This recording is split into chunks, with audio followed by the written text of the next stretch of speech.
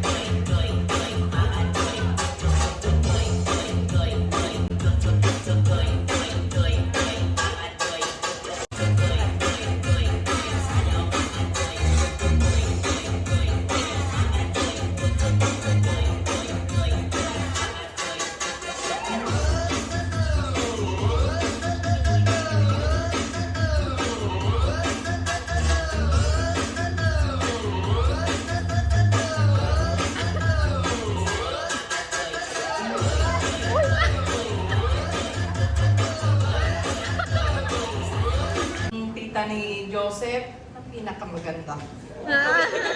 You deserve all the best in life. At masaya ako nung na-witness ko ang pinaka-importanting chapter ng buhay mo.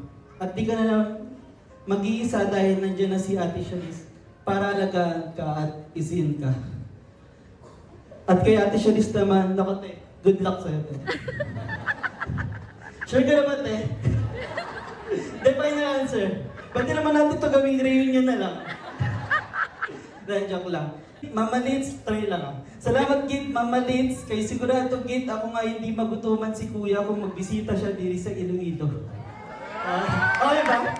Rate 1 to 10. Parang may 1. Di siguro ka mag-anak yun, no? Kayo din po pwedeng bumisita sa Taguig. Welcome na welcome po kayo. Actually, nagdala nga po ako dito ng... Teka, wait lang ah.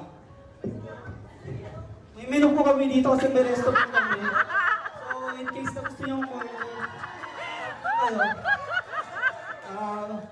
meron ditong crispy pata, pork sisig, tuna sisig. Para at least baka pag-ready kami. Ayan lang po. Ginawa mong negosyo dito ah. Siyempre, nawala tuloy ako. Best naman na lang ulit.